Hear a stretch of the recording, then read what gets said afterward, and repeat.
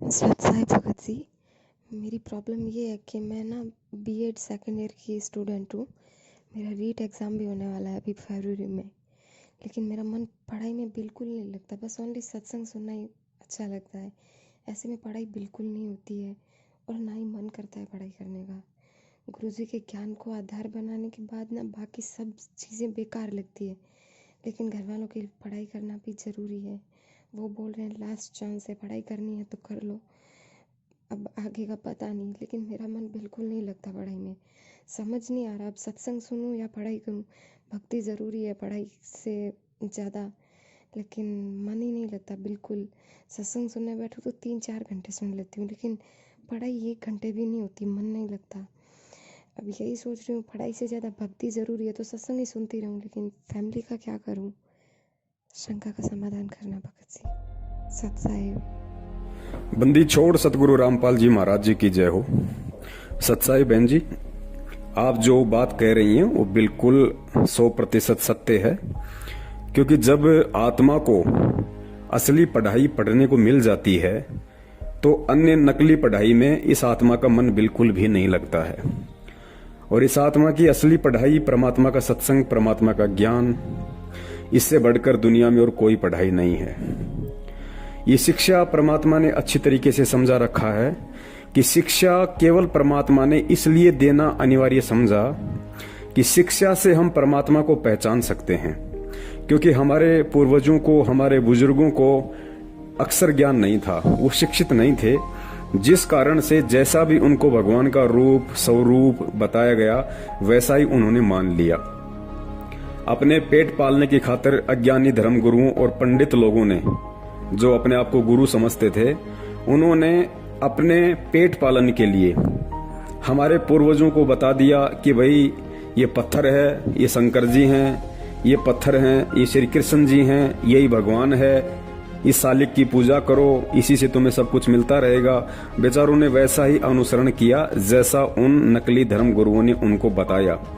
अगर उस समय उनके पास शिक्षा होती, अक्षर ज्ञान होता, तो वो स्वयं भी शास्त्रों को पढ़ सकते थे, वास्तविकता से परिचित हो सकते थे। लेकिन शिक्षा ना हो पाने के कारण उन्होंने सालिक को ही भगवान मान लिया, पत्थर को ही परमेश्वर मान लिया। तो परमात्मा नहीं चाहते थे कि मेरे बच्चे हमेशा यूं ही भ्रमित रहें। तो इसलिए परमात्मा ने कलयुग की इस पिछली पीढ़ी में, जो कि भक्ति मार्ग का समय है, मोक्ष मार्ग का समय है, भक्ति युग है, इस समय परमात्मा ने शिक्षा का प्रचार प्रसार करना अति अनिवार्य था, ताकि ये आत्माएं अब किसी भी प्रकार के भ्रम में, धोखे में, शंका में ना रहें कि भगवान पत्थर है या भगवान हमारे जैसा है। तो बहन, आत्मा की असली खुराक केवल परमात्मा के सत्संग है। ये MA, BEd, PhD, MSc, BSc, BA ये नहीं है। देखो बहन, चक्कर क्या था, आज भी जो लोग ज्ञान से परिचित नहीं हैं, विशेषकर परमात्मा के तत्व ज्ञान से जो माता पिता परिचित नहीं हैं, और जो परिचित हैं उनमें से भी 90% लोग केवल नौकरी प्राप्ति के लिए ही अपने बच्चों को पढ़ा रहे हैं, जबकि ऐसा नहीं है बहन। शिक्षा कभी भी नौकरी के लिए नहीं होती है।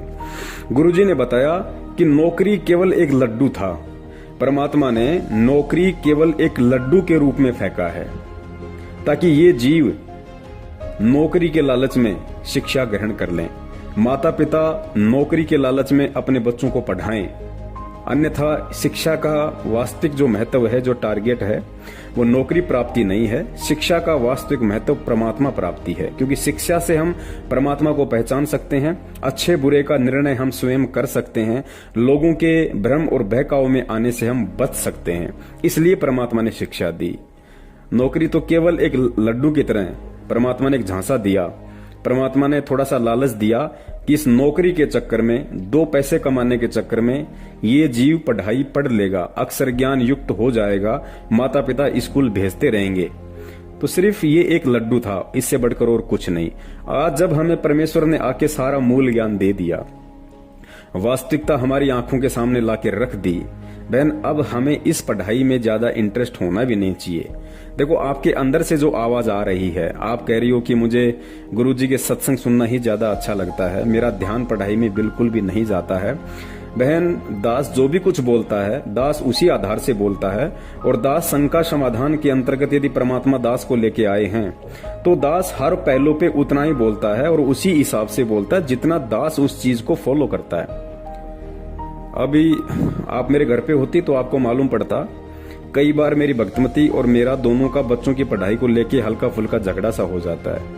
वो कहती है इनको पढ़ाओ, मैं कहता हूँ क्या करोगी इनको पढ़ा के, इनको पढ़ा के क्या करोगी? इनको कलेक्टर बनाओगी, इनको इंजीनियर बनाओगी, इनको वकील बनाओगी? और ये बन गए वकील, उसके बाद क्या करेंगे? दुनिया को ठगेंगे? क्या करेंगे बताइए? सरकारी नौकरी लग के आप कौन सा ईमानदारी का काम कर लोगे? अगर मान लीजिए आपने ईमानदारी का काम भी कर लिया तो क्या ऊपर वाले आपको ईमानदार रहने देंगे? क्या आपकी मर्यादाओं में आपको रहने देंगे? मान लीजिए आपने अपने बच्चे को पढ़ाया पुलिस में लगाने के लिए, बच्चा कांस्टेबल बन गया, थानेदार बन गया, फिर क्या करेगा? गुलामी, चापलूसी। ऊपर से ऑर्डर आएगा, साहब शाम को साहब के घर पे देसी घी का पीपा भेजना है। क्या करेंगे?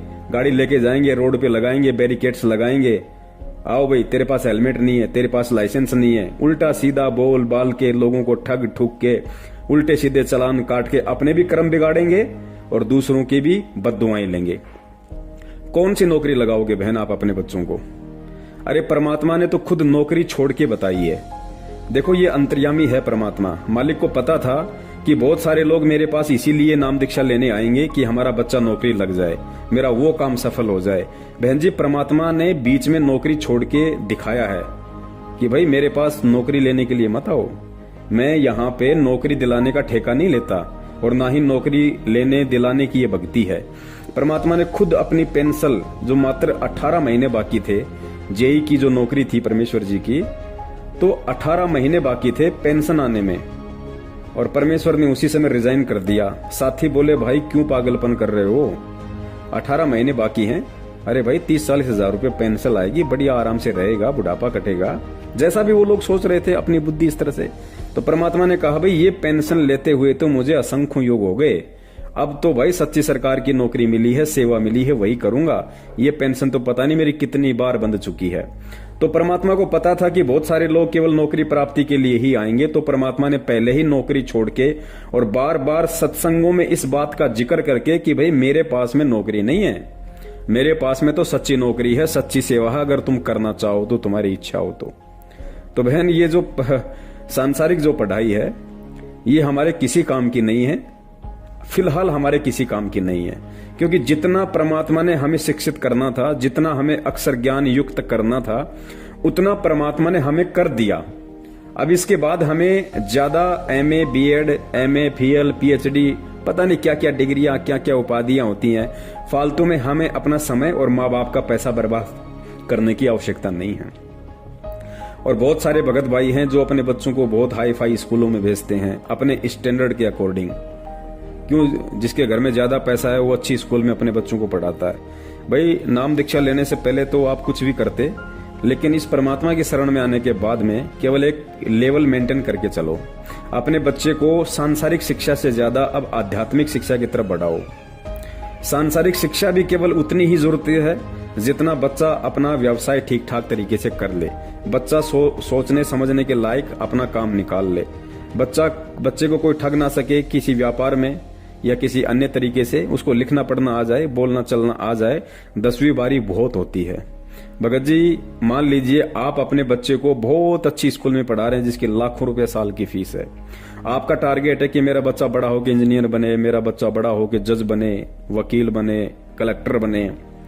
भगत जी क्या आपके चाहने से आपका बच्चा इंजीनियर बन जाएगा? आप जो टारगेट लेके बैठे हैं क्या वो पूरा हो जाएगा? कभी जिंदगी में नहीं होगा। परमात्मा कहते हैं मनु मनोरथ ना कीजिए। मनु यानी इंसान और मनोरथ यानी व्यर्थ का प्रयत्न। मनु मनोरथ ना कीजिए तेरा किया ना होए, जब पानी से घी निकले तो लूखी खाए ना कोई। परमात्मा कहते हैं मेरी शरण में आने के बाद में उसे कलेक्टर बनाना है, उसे चपड़ासी बनाना है, या उसे बहुत कुछ पढ़ा लिखा के बिल्कुल 0/0 रखना है, ये परमेश्वर के हाथ का काम है। अब हमें ये ज्ञान होने के बाद में नौकरी विशेष को टारगेट करके अपने बच्चों को शिक्षा नहीं दिलवानी चाहिए।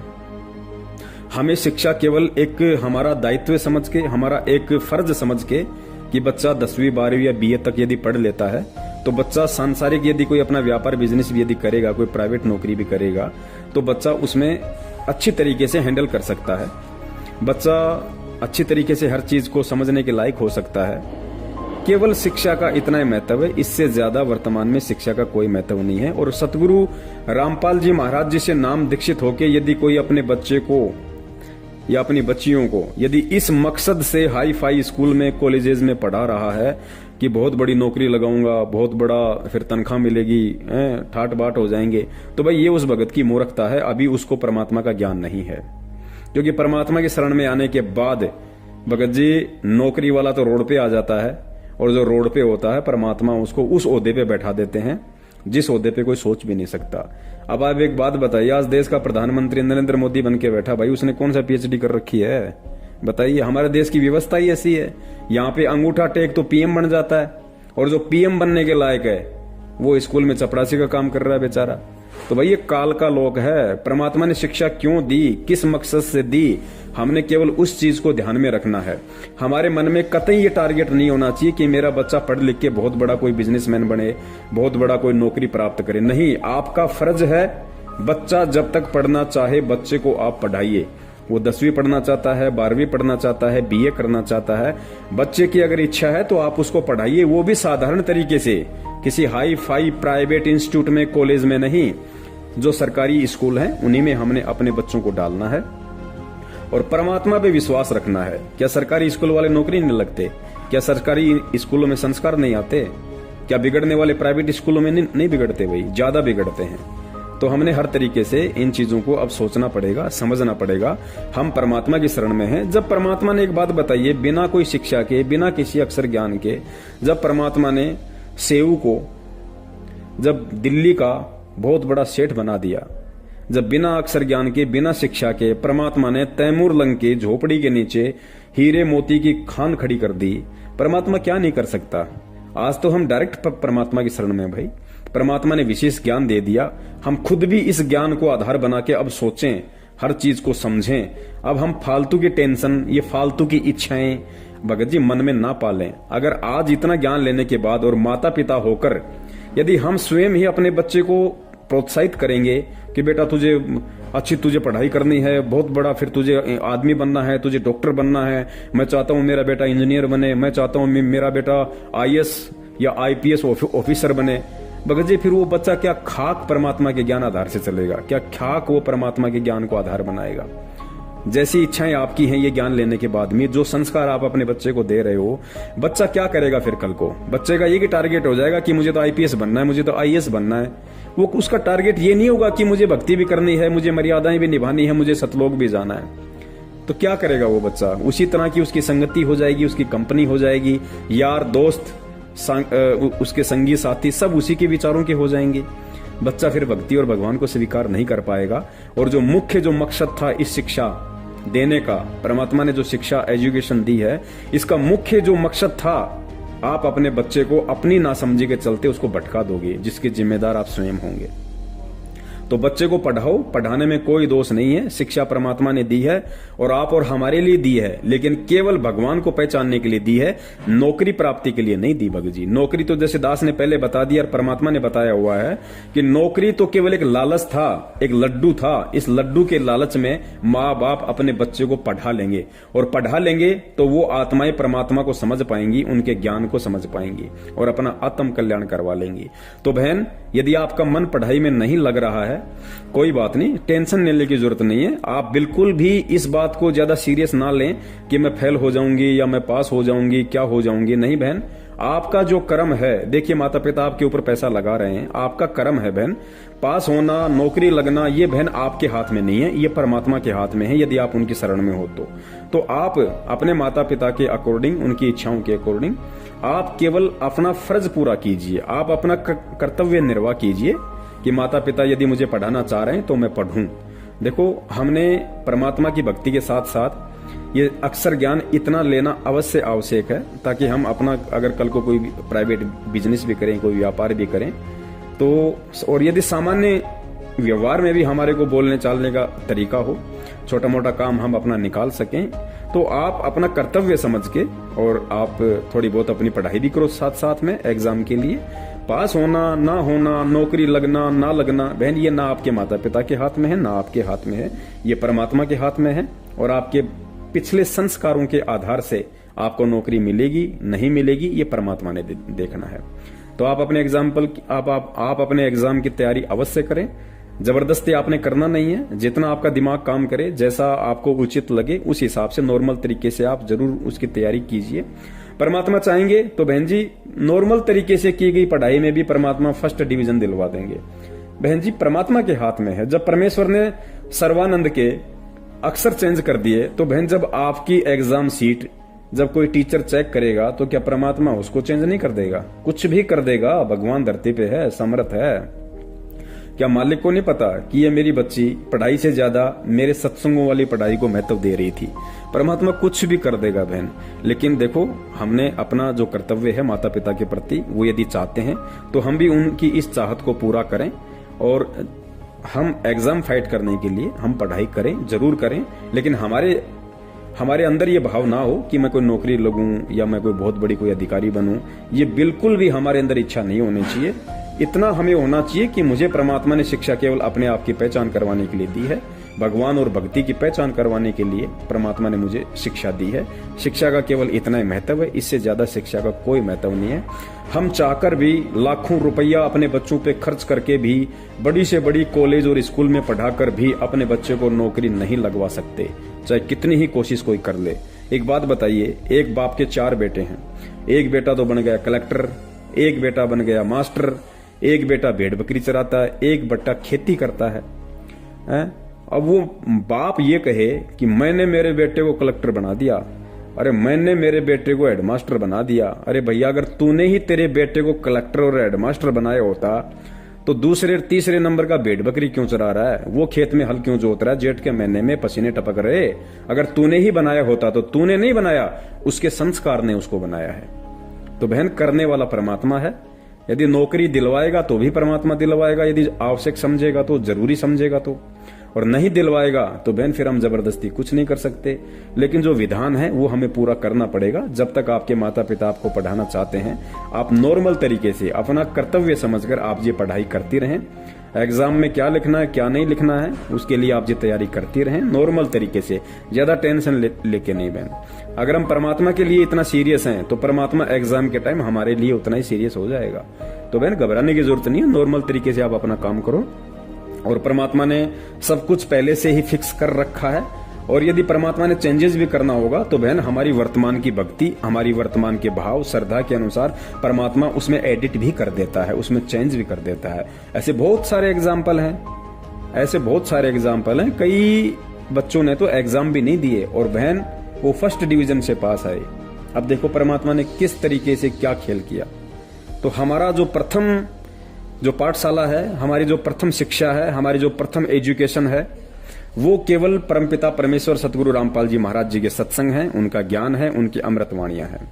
और हमारा इस शिक्षा से जो प्रथम जो टारगेट है वो केवल सतलोक प्राप्ति है, ना कि यहाँ की नौकरी। लेकिन अपना कर्तव्य समझते हुए हम उस चीज को पूरा करें जहां तक हम कर सकते हैं, बाकी मालिक पे छोड़ दीजिए। बहन दास ने भी बीए कर रखा है, दास कौन सा आज जिला कलेक्टर बन गए बताइए? आज परमात्मा ने जो सेवा दे रखी है दास को, जो नौकरी इस दास को दे रखी है बहन जी, वो नौकरी तो देश के प्रधानमंत्री के पास भी नहीं है। जो आज इस दास को और हमारे अन्य सत्सेवक भाइयों को परमात्मा ने बख्श रखी है, वो नौकरी इस देश के प्रधानमंत्री के पास भी नहीं है, जो 400 MP MLA लेके बैठा है। तो बहन ये तत्व ज्ञान वाली भक्ति अलग है और ये सांसारिक पोथी पानू वाली भक्ति अलग है। अब हमने पोथी पानू से ज्यादा परमेश्वर की जो भक्ति है, जो शिक्षा है, हमने इस पे ज्यादा ध्यान देने की आवश्यकता है। बाकी परमात्मा चाहेगा तो नौकरी लगाएगा, नहीं चाहेगा तो नहीं लगाएगा।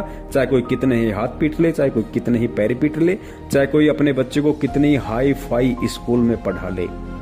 अरे आप नौकरी के लिए अपने बच्चों पर लाखों खर्च कर रहे हो। ये ज्ञान होने के बाद की बात कर रहा हूं मैं, सांसारिक लोगों की बात नहीं कर रहा। सतगुरु की शरण में आने के बाद में जो व्यक्ति एक नौकरी के लालच, एक लड्डू के लिए यदि लाखों रुपया अपने बच्चे पे खर्च कर रहा है, हाई फाई बिड़ला की स्कूल में पढ़ा रहा है, भगत जी क्या पता वो बच्चा नौकरी लगने से पहले एक्सीडेंट हो जाए, उसकी डेथ हो जाए। क्या क्या किया भाई? किस पे पैसा खर्च किया भैया? किसके लिए किया भैया? किस चीज के लिए किया? तो भगत जी हमने विचार करना पड़ेगा। परमात्मा चाहेगा तो अनपढ़ को कलेक्टर बना देगा, और वो समय आने वाला है। अब वही समय आएगा भगत जी, कलेक्टर बनने के लिए, बड़े से बड़ा आईपीएस आईएएस अधिकारी बनने के लिए। भगत जी आने वाले समय में ये डिग्रियों की जरूरत नहीं है। आने वाले समय में सबसे बड़ी डिग्री परमात्मा का नाम होगी, कि कौन सा नाम मिला हुआ है और कहां तक आप इस आध्यात्मिक ज्ञान को समझ पाए हैं, और इस ज्ञान को समझ के आप किस तरह आप परमात्मा के इस मार्ग पे चल रहे हैं। भगत जी ये चीजें आगे देखी जाएंगी। आगे जब विवाह शादियां होंगी तो आगे भगत का ज्ञान योग देखा जाएगा, भगत की समझ देखी जाएगी, भगत का नाम देखा जाएगा, भगत का व्यवहार और उसका चरित्र देखा जाएगा, ना कि उसका मकान, उसकी कोठी, उसके पैसा, उसका बैंक बैलेंस, उसकी जमीन, उसकी नौकरी, ये नहीं देखी जाएगी। तो भगत जी हमने इन चीजों पे विचार करना पड़ेगा। और बहन आप टेंशन ना लीजिए, आपको यदि परमात्मा के सत्संग अच्छे लगते हैं तो आप सत्संग ही सुनिए। यदि आप 10 घंटे सत्संग सुनती हैं, 5 घंटे सत्संग सुनती है, परमात्मा का चिंतन करती हैं, और 2 घंटे यदि आपको टाइम मिलता है तो 2 घंटे में आप अपनी एग्जाम के लिए तैयारी भी कीजिए। परमात्मा थोड़े में बहुत दे देगा। दयालु है परमात्मा, समर्थ है। सारी दुनिया की तकदीर, सारी दुनिया के बच्चों की आंसर शीट मालिक के हाथ में है। जब चाहेगा, जैसा चाहेगा, उसको वैसा ही रिजल्ट देगा। सत साहिब, जय हो बंदी छोड़ की।